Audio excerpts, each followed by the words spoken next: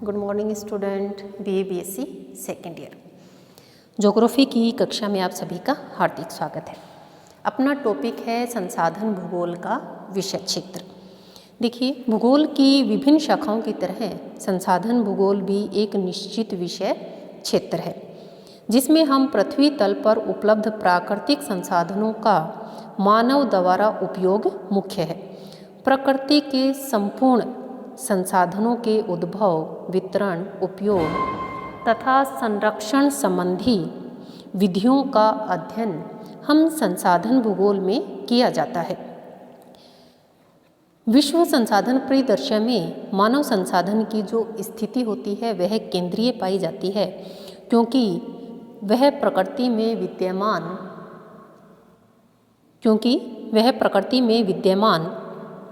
विभिन्न प्राकृतिक संसाधनों की खोज कर उनका वितरण, अवस्थिति का निर्धारण करके उपयोग करता है। कह सकते हैं कि मनुष्य सबसे बुद्धिशाली है और जितने भी संसाधन है मनुष्य क्या करता है, उनकी खोज करता है और उनका उपयोग करता है। उपयोग की मात्रा तथा उनकी उपलब्धता के सापेक्ष में कम होने पर वह अन्य विकल्पों की खोज करता है कि उपयोग की मात्रा और उनकी जो उपलब्धता पाई जाती है उसके सापेक्ष में अगर कम होने पर वह अन्य विकल्पों की खोज करता है। और इस प्रकार मानव सभी संसाधनों में मुख्य संसाधन है। मानव पर्यावरण संबंधों के दौर में मानव की जो महत्ता है उसको स्वीकार कर संसाधन भूगोल की विषय वस्तु में सम्मिलित किया गया है। वर्तमान में संसाधन भूगोल के विषय क्षेत्र को निम्न 4 भागों में विभाजित किया जाता है। फर्स्ट पॉइंट है प्राकृतिक संसाधनों का उद्भव एवं वितरण, कि प्राकृतिक संसाधनों का उद्भव एवं वितरण भूगोल के विषय क्षेत्र का प्रथम बिंदु है। देखिए, मानव क्या है, मानव स्वयं भी एक संसाधन है। कारण क्या है, क्योंकि जितने भी संसाधन पाए जाते हैं उन सभी संसाधनों का निर्माणकर्ता, उपयोगकर्ता कौन है? मानव है। तो मानव स्वयं भी एक संसाधन है और जितने भी संसाधन होते हैं उसके उपयोगकर्ता के रूप में उसको जाना जाता है। संसाधन हम कब कहेंगे? संसाधन, कोई भी वस्तु संसाधन तब है जब मानव उसको उपयोग में लाता है। तो संसाधन भूगोल की विषय वस्तु है, उसको हमने सुविधा के अकॉर्डिंग 4 भागों में विभाजित किया है। फर्स्ट की बात करें, प्राकृतिक संसाधनों का उद्भव एवं वितरण, कि प्राकृतिक संसाधन हैं कौन कौन से हैं और उनका वितरण किस प्रकार से पाया जाता है। फर्स्ट बात करते हैं, किसकी बात करते हैं? जल संसाधन की। कि प्राकृतिक संसाधनों के उद्भव की अगर हम बात करें, संसाधन भूगोल की प्रारंभिक जो विषय वस्तु है उसमें संसाधन की उत्पत्ति तथा वितरण को शामिल किया जाता है कि हमें कौन सा संसाधन कहाँ से उपलब्ध होता है और उसका वितरण किस प्रकार से पाया जाता है। इनकी जो उत्पत्ति है उसकी संपूर्ण जो प्रक्रिया है उसकी प्रक्रिया का अध्ययन कर मात्रा का पता लगाया जाता है और जिसके आधार पर उसके उपयोग को निर्धारित किया जाता है कि कितनी मात्रा में हमें कोई भी संसाधन है वह प्राप्त होता है और हम उसका उपयोग किस मात्रा में तथा कितनी मात्रा में किस प्रकार से कर सकते हैं। अब हम बात करेंगे कि हमारे पास जो संसाधन हैं वो कौन कौन से हैं। फर्स्ट बात करते हैं हम किसकी? जल संसाधन की। आप सभी जानते हैं कि जो जल संसाधन है उसका वितरण पृथ्वी पर कहाँ पाया जाता है? महासागरों के अतिरिक्त सबसे अधिक कहाँ पाया जाता है पृथ्वी पर? महासागरों में। महासागरों के अतिरिक्त नदियों में, झीलों में, तालाबों में, भूमिगत जल के रूप में तथा हिम आवरण के रूप में, हिम टोपियों के रूप में क्या पाया जाता है? जल संसाधन हमारे पास उपलब्ध है। अब यह मानव की सोच पर निर्भर है कि वह इन संसाधनों का किस प्रकार से उपयोग करेगा। तो जल संसाधन की अगर हम बात करें, पृथ्वी पर जहाँ भी जो भी जल उपलब्ध है वह किसमें शामिल है? जल संसाधन की श्रेणी में आता है। महासागर है, नदी हैं, तालाब हैं, झरने हैं, नदियाँ हैं, भूमिगत जल है, हिम टोपियाँ हैं और हिम आवरण है, वो सब किसमें शामिल है? जल संसाधन की श्रेणी में शामिल है। नेक्स्ट हम बात करते हैं भूमि तथा मृदा संसाधन। भूप्रपट्टी का ऊपरी भाग क्या कहलाता है? क्या कहते हैं हम उसको? भूमि बोलते हैं। जिससे क्या होता है? मृदा का निर्माण होता है, विभिन्न प्रकार की फसलों का उत्पादन किया जाता है। मृदा संसाधन एक आधारभूत संसाधन है जिस पर वनस्पति तथा जीव जगत दोनों ही क्या हैं? निर्भर पाए जाते हैं। देखिए, मृदा के बिना न तो हम फसलों के उत्पादन का सोच सकते हैं, न ही मनुष्य कह सकते हैं कि आधार क्या है? मृदा है। रहेगा कहाँ? पृथ्वी पर। खाएगा क्या? उससे जो उत्पन्न होगा, फसलों का जो उत्पादन होगा। तो वनस्पति और जो मानव हैं, या हम कह सकते हैं कि वनस्पति तथा जीव जंतु का जो अस्तित्व है वह किस पर निर्भर करता है, भूमि तथा मृदा संसाधन पर। तीसरी बात करते हैं। तीसरी बात क्या है, खनिज संसाधन। तीसरी बात क्या है, खनिज संसाधन। खनिज संसाधनों को हम कितने भागों में बांटेंगे, 3 भागों में। फर्स्ट भाग की बात करते हैं। फर्स्ट में हम बात करेंगे कि ऊर्जा संसाधन खनिज। फर्स्ट जो खनिज हैं वो क्या हैं, ऊर्जा संसाधन खनिज। सही है, ऐसे संसाधन जिनसे हमें ऊर्जा की प्राप्ति होती है।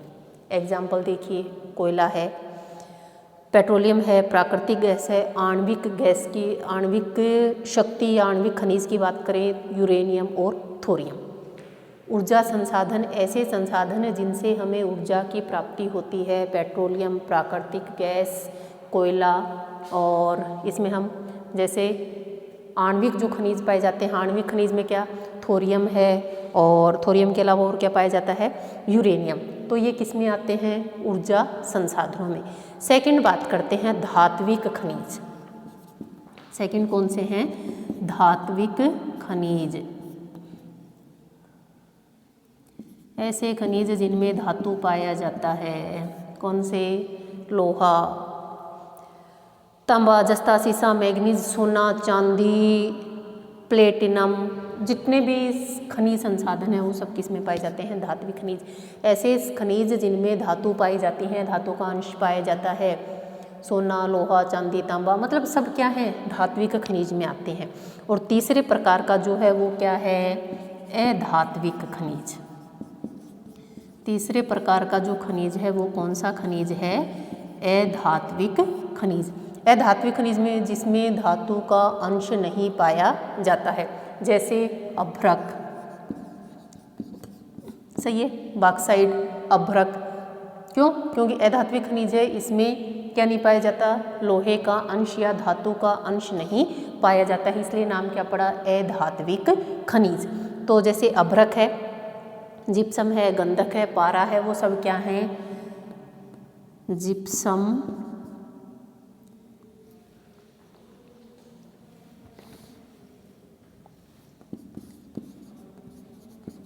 जिप्सम है, गंधक, पारा, ये सब किसके एग्जाम्पल हैं, अधात्विक खनिज के। कि ऐसे खनिज जिनमें धातु का अंश नहीं पाया जाता है अधात्विक खनिज कहलाते हैं। अभ्रक, जिप्सम, गंधक, पारा, बॉक्साइट। ठीक है, तो जो खनिज हैं हमने कितने सुविधा की दृष्टि से उनको 3 भागों में बांटा। फर्स्ट है ऊर्जा संसाधन जिनसे हमें ऊर्जा की प्राप्ति होती है, कोयला, पेट्रोलियम, प्राकृतिक गैस, आणविक खनिज की अगर हम बात करें, थोरियम, यूरेनियम। दूसरा है धात्विक खनिज, ऐसे खनिज जिनमें धातुएं पाई जाती हैं। सही है, जैसे लोहा, सोना, चांदी, तांबा, प्लेटिनम, वो सब किस में आते हैं, धात्विक खनिज में। अधात्विक खनिज ऐसे खनिज जिनमें लौह अंश या किसी भी धातु का अंश नहीं पाया जाता है। एग्जाम्पल दिया हमने, अभ्रक है, जिप्सम है, गंधक है, पारा है। ये थे हमारे किसके भाग, खनिज संसाधन के। ठीक है, नेक्स्ट हम बात करेंगे चौथे नंबर पे क्या है, जीवीय संसाधन। चौथे नंबर पे क्या है, जीवीय संसाधन। इसको भी हम 2 वर्गों में बांटते हैं। इस जीवीय संसाधन को भी हमने कितने वर्गों में बांटा, 2 में। सही है, जीव मतलब सभी प्रकार के जीव, एक वनस्पति और दूसरे जंतु संसाधन। फर्स्ट है वनस्पति संसाधन। वनस्पति भी क्या है, संसाधन। क्यों, क्योंकि मनुष्य क्या करता है, उसका भी उपयोग करता है। मनुष्य क्या करता है, इस वनस्पति का भी उपयोग करता है। वनों से लकड़ी काटना, फर्नीचर बनाना, अपने जीवन स्तर में प्रयोग करना। कारण क्या है, संसाधन। क्यों संसाधन, इसलिए क्योंकि मनुष्य क्या करता है, उस लकड़ी से फर्नीचर बनाता है, उसको बहुमूल्य बनाता है और अपने जीवन स्तर में परिवर्तन करता है। तो क्या उसने वनस्पति का उपयोग नहीं किया, उपयोग किया, तभी क्या कहलाया, संसाधन कहलाया। वनस्पति की बात करें, वन, झाड़ियाँ, घास क्षेत्र जो भी क्या होते हैं, किसमें शामिल हैं, वनस्पति संसाधन में। सेकंड अगर हम बात करें, सेकंड है जंतु संसाधन। सेकंड कौन सा है, जंतु संसाधन। आपको पता है हम पशुओं को पालते हैं दूध के लिए, मांस के लिए, अंडे के लिए, और भार ढोने वाले पशु होते हैं, और मांस के लिए पशुओं को पालते हैं, मांस के लिए, तो वो सारे किस वर्ग में आते हैं? जंतु संसाधन में आते हैं, जो लोगों के लिए एक मुख्य रूप से क्या है? खाद्य प्रसाधन है। ठीक है, मुख्य रूप से क्या है? खाद्य प्रसाधन है। पशुओं से दूध प्राप्त होता है, दूध से विभिन्न प्रकार की वस्तुएं बनाते हैं, तो क्या है? मनुष्य के लिए क्या करता है? मनुष्य क्या करता है? उनका उपयोग करता है। तो ये सब क्या है? संसाधन है। तो जो हमारा जीवीय संसाधन था इसको हमने दो वर्गों में विभाजित किया, एक था वनस्पति संसाधन और दूसरा था जंतु संसाधन। वनस्पति में हमने किसकी बात करी? वनों की, घास की, झाड़ियों की, सही है। और जंतु में हमने किसकी बात करी? जंतु में हमने बात करी जंतु संसाधन में पशुओं की, क्योंकि विभिन्न प्रकार की वस्तुएं हमें उनसे प्राप्त होती हैं। नेक्स्ट बात करते हैं। नेक्स्ट बात है मानव संसाधन। मानव क्या है? मानव स्वयं भी एक संसाधन है। जैसे जैसे जनसंख्या में बढ़ोतरी हो रही है, वृद्धि किस अकॉर्डिंग हो रही है, उसमें वितरण किस प्रकार से हो रहा है, मानव किस प्रकार से अपने व्यवसाय का चयन करता है, मानवीय छाट कौन से क्षेत्र में किस प्रकार की संस्कृति पाई जाएगी, और कौशल विकास की बात यहाँ पर की गई है कि मानव संसाधनों में किसी प्रदेश की जनसंख्या, संसाधनों का वितरण, संसाधनों की तुलना में उसका घनत्व तथा उसकी गुणात्मक पक्ष जैसे शारीरिक पक्ष, मानसिक पक्ष, सामाजिक पक्ष, स्वास्थ्य, जितना मनुष्य अधिक मानसिक रूप से प्रबल होगा, कह सकते हैं मानसिक रूप से स्वस्थ होगा, शारीरिक शक्ति होगी, मानसिक दक्षता होगी, स्वास्थ्य होगा, उतना ही वह अच्छा संसाधनों का उपयोग कर सकता है और उनका कह सकते हैं उतना ही अधिक अपनी बुद्धि के प्रयोग से अपने जीवन स्तर में परिवर्तन कर सकता है। दूसरा इन्होंने कहा कि मानव संस्कृति के प्रतिरूप को भी एक संसाधन माना गया है। कारण क्या है? किसी प्रदेश में विज्ञान तथा प्रौद्योगिकी के विकास के अनुसार ही क्या होता है? उस क्षेत्र का आर्थिक विकास पाया जाता है। देखिए क्या होता है, एक विकासशील देश है, एक विकसित देश है, जहाँ कौशल मिलेगा, मानवीय बुद्धि का उपयोग होगा, तकनीकी कौशल का प्रयोग होगा, वहाँ जो संस्कृति पाई जाएगी वह अलग प्रकार की पाई जाएगी। सही है, आधुनिक संस्कृति पाई जाती है। लेकिन जहाँ पर कृषि की जाती है परंपरागत तकनीक के माध्यम से, वहाँ पर जो समाज का स्वरूप है, वहाँ पर जो संस्कृति है किस प्रकार की पाई जाती है, दोनों में अंतर पाया जाता है। तो यही कारण कहा गया है कि किसी भी प्रदेश में विज्ञान तथा प्रौद्योगिकी का जो विकास होता है उस विकास के अनुसार ही उन क्षेत्रों का आर्थिक विकास पाया जाता है। बिल्कुल सही बात है। विज्ञान और प्रौद्योगिकी, संयुक्त राज्य अमेरिका, सही है, एग्जाम्पल हम दे सकते हैं, संयुक्त राज्य अमेरिका है, रूस, जर्मनी, फ्रांस, जापान आदि इसके उत्कृष्ट उदाहरण हैं, क्योंकि उन लोगों ने, उन देशों ने क्या किया है, अपनी विज्ञान और टेक्नोलॉजी का प्रयोग किया है, जिसके कारण अपने आर्थिक विकास किया है। क्लियर है। नेक्स्ट बात करते हैं, संयुक्त राज्य अमेरिका की बात करें, उसके अतिरिक्त, संयुक्त राज्य अमेरिका के अतिरिक्त लोगों का जो सामाजिक संगठन है वह भी महत्वपूर्ण होता है, क्योंकि इसके आधार पर भी संसाधनों के उपयोग का दृष्टिकोण बनता है। देखिए अलग अलग देशों में अलग अलग प्रकार की समाज की व्यवस्थाएं पाई जाती हैं। कहीं पर समाजवाद है, कहीं पूंजीवाद है, कहीं साम्राज्यवाद है, कहीं उपनिवेशवाद है, कहीं साम्यवाद है। तो ये क्या होते हैं, किसी प्रदेश के संसाधन दोहन तथा आर्थिक विकास पर भी इनका प्रभाव देखने को पाया जाता है। पूंजीपति वर्ग, आपको पता है समाज दो वर्गों में विभाजित होता है, एक श्रमिक, एक पूंजीपति। तो जितने भी संसाधन होते हैं किसका अधिकार पाया जाता है? पूंजीपति वर्ग का। तो वो जो जिस प्रकार से समाज का स्वरूप होता है वो भी इन संसाधनों के उपयोग पर निर्भर करता है कि यहाँ किस प्रकार का क्या है, किस प्रकार का समाज पाया जाता है और संसाधनों का कितना उपयोग किया जाता है। उन दोनों ही चीज़ों पर किसी भी देश का विकास निर्भर करता है। इन्होंने ये चीज़ कही गई है कि किसी प्रदेश के संसाधन दोहन का तथा आर्थिक विकास पर उसका प्रभाव पड़ता है, क्योंकि सामाजिक जो दृष्टिकोण है संसाधन दोहन की दिशा निर्धारित करते हुए मानव तथा पर्यावरण के जो संबंध पाए जाते हैं उनको प्रभावित करता है। कारण क्या है, जिस प्रकार की संस्कृति मिलेगी, जिस प्रकार की वहाँ विज्ञान प्रौद्योगिकी का उपयोग होगा, उतना ही देश अधिक विकास करेगा। अगर कोई ऐसा देश है जहाँ पर संसाधन कम पाए जाते हैं या विज्ञान या तकनीकी कौशल या प्रौद्योगिकी की कमी पाई जाती है तो उस क्षेत्र का विकास भी उसी अनुपात में कम पाया जाता है। अफ्रीका के किसी भी देश की बात कर सकते हैं हम, जहाँ पर जनसंख्या घनत्व अधिक पाया जाता है, टेक्नोलॉजी विकसित नहीं है तो जनसंख्या अधिक पाई जाती है और उन संसाधनों का पूर्ण रूप से उपयोग नहीं किया जाता है। पूर्ण रूप से उपयोग नहीं होगा तो उस देश का विकास भी पूर्ण रूप से नहीं मिलेगा। इसलिए एग्जाम्पल किसका दिया था, जापान और संयुक्त राज्य अमेरिका का, कि विज्ञान और प्रौद्योगिकी वहाँ पर उत्कृष्ट पाई जाती है। एग्जाम्पल में हमने संयुक्त राज्य अमेरिका की बात की थी।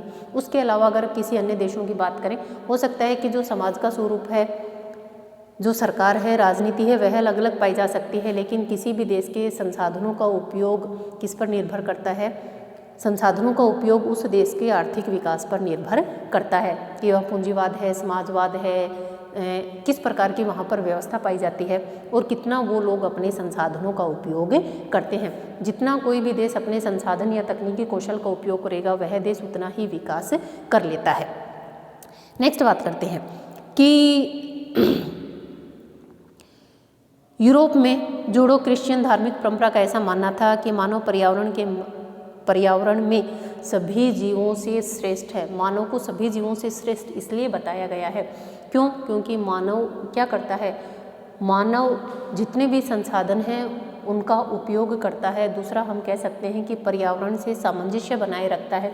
जिन भी खनिज संसाधनों का जिस अनुपात में दोहन करता है उनके संरक्षण की संभावनाएं भी वह अपने लिए तैयार रखता है। तो यहाँ पर कौशल में वही बात कही गई है कि किस किस कौशल का उपयोग करता है जिसके माध्यम से मानव क्या करता है, अपना विकास करता है।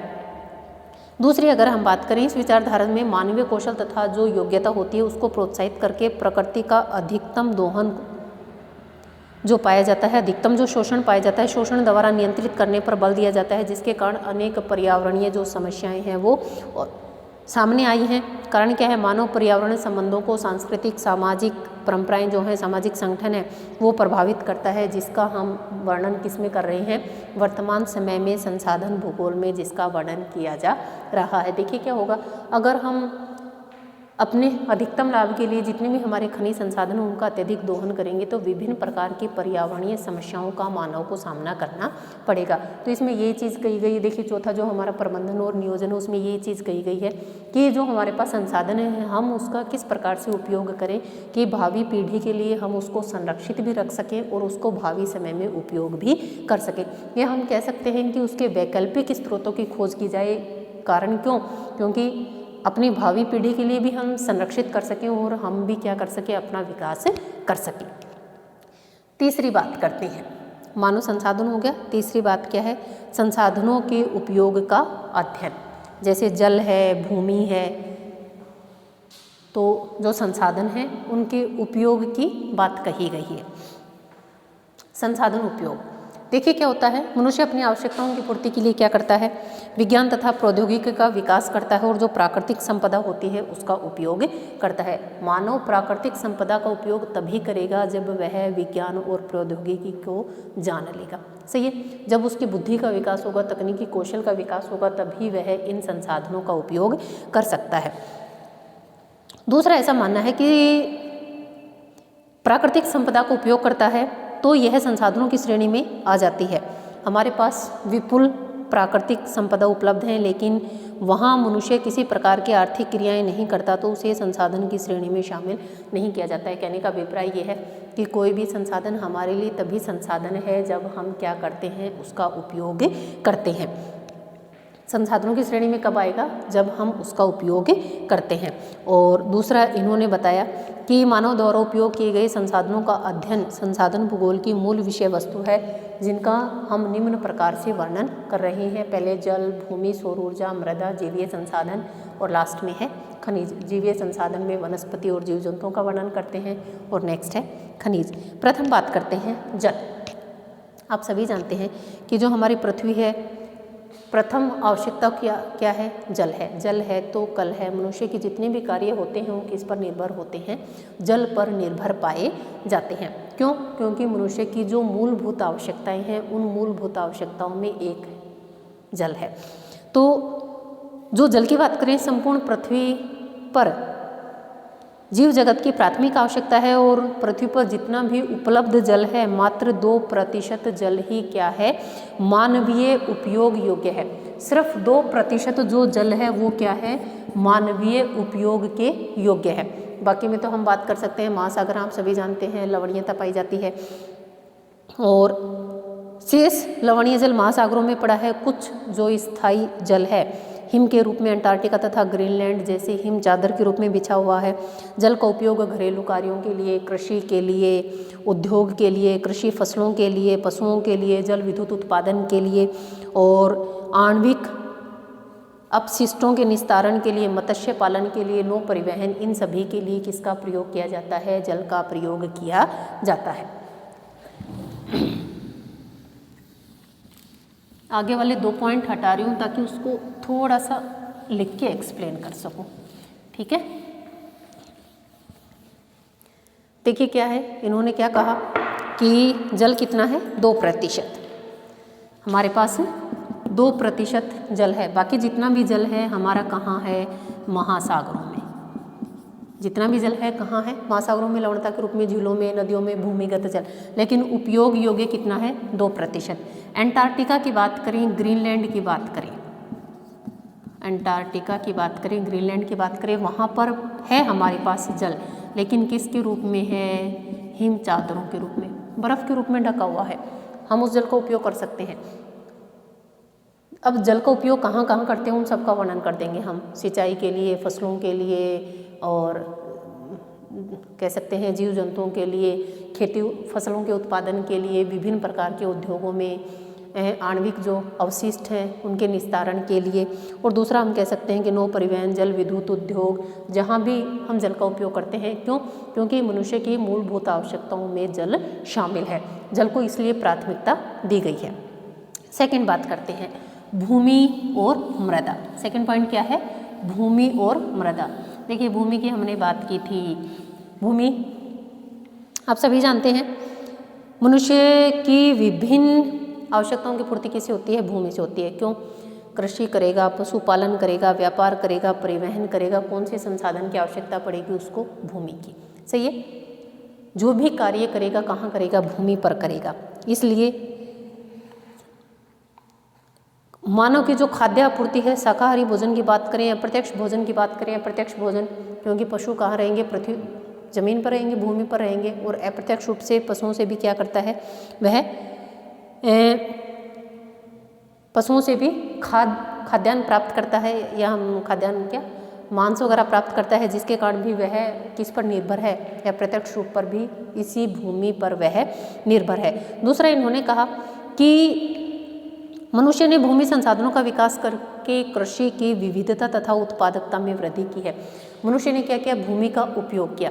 आप सभी जानते हैं कि प्राचीन समय में हमारी जो खेती होती थी वह किस प्रकार की होती थी, जीवन निर्वाहक खेती होती थी, लेकिन वर्तमान समय में जो खेती है उसके स्वरूप में परिवर्तन आ गया है। कारण क्या है, मनुष्य ने क्या कि भूमि की जो उर्वरता थी उसको बढ़ाया, या हम कह सकते हैं कि विविधता तथा उत्पादक में क्या करी, मनुष्य ने बढ़ोतरी की। दूसरा इन्होंने कहा कि भूमि के उपयुक्त उपयोग हेतु मृदाओं के अनुसार फसलों का चुनाव किया। भूमि उत्पादकता को बनाए रखने के लिए नवीन जो कृषि पद्धति हैं उनका प्रयोग किया, उनका विकास किया, वनों का विकास किया, चारण भूमि की उचित प्रबंधन किया तथा मृदा संरक्षण जैसे कार्य किए। भूमि का संरक्षण किस प्रकार से कर सकते हैं कि भूमि का उचित उपयोग तो किया ही किया, वन लगाए, और लेकिन उसका उचित प्रबंधन भी उन्होंने किया। अगर भूमि सही रहेगी, सुरक्षित रहेगी तो क्या रहेगा, हम उस पर विभिन्न प्रकार की फसलों का उत्पादन कर सकते हैं, और कह सकते हैं कि प्रत्यक्ष ही नहीं बल्कि अप्रत्यक्ष रूप से भी क्या है, जो भूमि है वह मानव की पालनहारी है। तीसरी बात करते हैं किसकी, सौर ऊर्जा की। सौर ऊर्जा लगा लीजिए, पवन ऊर्जा, सौर ऊर्जा। देखिए क्या होता है, हमारे जितने भी संसाधनों की बात करी थी हमने, ऊर्जा संसाधन, कोयला है, पेट्रोलियम है, प्राकृतिक गैस है, एक समय ऐसा आएगा जब ये क्या हो जाएंगे, समाप्त हो जाएंगे। तो मनुष्य ने क्या किया, जो सौर ऊर्जा है, आज सूर्य निकला, सूर्य ताप प्राप्त हुआ, कल वापस निकलेगा, तो यह ऐसी ऊर्जा है, सौर ऊर्जा की बात करें, पवन ऊर्जा की बात करें, ये ऐसी ऊर्जा है जो कभी भी समाप्त नहीं होंगी, और हम वैकल्पिक तौर पर इन ऊर्जा संसाधनों का उपयोग कर सकते हैं। अब कोयला है, निकालते रहोगे, एक समय ऐसा आएगा क्या हो जाएगा, समाप्त हो जाएगा। लेकिन सूर्य है, आज निकला है, सौर ऊर्जा काम में ली, कल वापस निकलेगा, नेक्स्ट डे वापस निकलेगा। तो जो सौर ऊर्जा है हम उसका प्रतिदिन उपयोग भी कर सकते हैं, और ये जो हमारे ऊर्जा संसाधन है ये कभी भी समाप्त न होने वाले संसाधन हैं। तो जो सौर ऊर्जा की बात करें या पवन ऊर्जा की बात करें, तो वर्तमान युग में ऊर्जा के महत्वपूर्ण और दीर्घकालिक उपयोग हेतु ऐसे योग्य संसाधन माने जाते हैं। कारण क्या है कि ऊर्जा द्वारा पृथ्वी तल के अन्य जितने भी संसाधन हैं, वनस्पति, जीव जंतु, मानव शक्ति, जिनके द्वारा हम ऊर्जा की प्राप्ति करते हैं, वायुमंडल में विद्यमान जलवाष्प, आर्द्रता, पवन द्वारा भी वितरित होती है। वर्षा की संभावना बनती है, पृथ्वी तल पर जीवों का अस्तित्व संभव है, और ये दोनों ही संसाधन क्या होते हैं, उपयोगी माने जाते हैं, पवन ऊर्जा और सौर ऊर्जा। देखिए क्या होता है, सूर्य जितनी भी कार्य होते हैं उन सभी कार्यों को संचालित करने के लिए ऊर्जा की जो पूर्ति होती है कहाँ से होती है, सौर ऊर्जा से। कि मनुष्य के जितने भी कार्य या पूरी पृथ्वी पर जहाँ से भी हमें ऊर्जा प्राप्त होती है, कहाँ से, ऊर्जा का एकमात्र स्रोत क्या है, सूर्य, जिससे हमें क्या होती है, हमें ऊर्जा की प्राप्ति होती है। तो फसलों को बढ़ाने में सही है, प्रकाश संश्लेषण की प्रक्रिया में किसकी आवश्यकता पड़ती है, इसी सौर ऊर्जा के माध्यम से क्या होता है, विकास होता है। और यह ऐसी ऊर्जा है जो भविष्य में भी क्या रहेगी, सुरक्षित रहेगी। यह ऐसी ऊर्जा है जो भविष्य में भी सुरक्षित रहेगी, कभी भी न समाप्त होने वाले संसाधन है। तो वैकल्पिक तौर पर क्या किया, इन ऊर्जा या इन सौर ऊर्जा या पवन ऊर्जा का उपयोग करने पर बल दिया गया। नेक्स्ट बात करते हैं मृदा की। भूमि और मृदा एक ही बात है, विभिन्न प्रकार की फसलों का उत्पादन करते हैं, जिसके कारण अगर हम मृदा की बात कर रहे हैं और फसलों का चुनाव करेंगे, हेर फेर कर फसलों का उत्पादन करेंगे, जिससे फसल की उत्पादकता बढ़ जाती है। और हम कह सकते हैं कि मनुष्य ने अपनी तकनीकी या प्रौद्योगिकी का विकास करके जो मिट्टी है उसके संरक्षण पर विशेष बल दिया है। नेक्स्ट बात करेंगे जीवीय संसाधन। जीवीय संसाधन में एक वनस्पति है, दूसरा जीव जंतु है। वनस्पति में वन है, घास स्थल हैं, घास क्षेत्र पाए जाते हैं, बड़े बड़े घास। कारण क्या होता है, पशुओं को चराया जाता है और पशुपालन किया जाता है। झाड़ियाँ होती हैं, लाइकेन आदि को शामिल किया जाता है। मानव को कंदमूल, फल आदि जो भोज्य पदार्थ होते हैं, इमारती लकड़ी, औद्योगिक कच्चे माल आदि प्राप्त होते हैं। वनस्पति क्षेत्रों के रूप में पशुओं के लिए घास स्थल उपलब्ध होते हैं, और कह सकते हैं कि मनुष्य और जो वनस्पति दोनों में क्या पाया जाता है, पशुओं दोनों के लिए, वनस्पति मानव तथा पशुओं दोनों के लिए विविध रूपों में उपयोगी है, क्योंकि वनस्पति पर ही मानव निर्भर करता है। अब जो शाकाहारी, ऐसे मनुष्य जो शाकाहारी भोजन का उपयोग करते हैं वो किस पर पूर्ण रूप से निर्भर करते हैं, वो वनस्पति पर पूर्ण रूप से निर्भर करते हैं। वनस्पति ही नहीं, जबकि जो मानव ही नहीं बल्कि जीव जंतु वो भी किस पर निर्भर करते हैं, वनस्पति पर निर्भर करते हैं। जंतु की अगर बात करें, जीव जंतुओं की बात करें, जितने भी हमारे पशु होते हैं, भार ढोने वाले, मांस वाले और विभिन्न प्रकार के हमें अन्य जो संसाधन उपलब्ध कराते हैं, वो मानव जीवन में महत्वपूर्ण भूमिका निभाते हैं। कारण क्या है, पशुओं का शिकार करने की बजाय उनको पालतू बनाना प्रारंभ कर दिया। मानव संस्कृति, देखिए जब मानव का विकास हुआ तो वह क्या करता था, पशुओं का शिकार करता था। जैसे जैसे उसमें सभ्यता विकसित हुई, उसने उनको पालना प्रारंभ कर दिया, खेतों में उनसे काम लेना प्रारंभ कर दिया, मांस के लिए, दूध के लिए, अन्य विभिन्न प्रकार की वस्तुओं के लिए जीव जंतुओं को पालना उसने प्रारंभ कर दिया।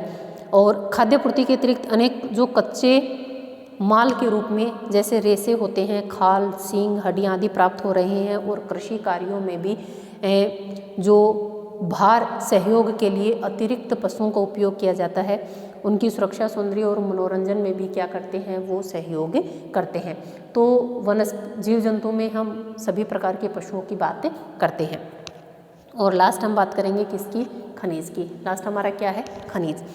खनिज की अगर हम बात करें, देखिए हमने पहले बात करी थी कि जितने भी खनिज संसाधन उपलब्ध होते हैं और वर्तमान विकास का मूल आधार है खनिज, वर्तमान जो विकास है उसका मूल आधार क्या है, खनिज है। क्योंकि जैसे ही खनिज संसाधनों का दोहन प्रारंभ हुआ, कब हुआ, जब औद्योगिक क्रांति हुई, तब क्या हुआ, इन खनिज संसाधनों का हमने दोहन करना प्रारंभ किया, सभ्यता का विकास हुआ।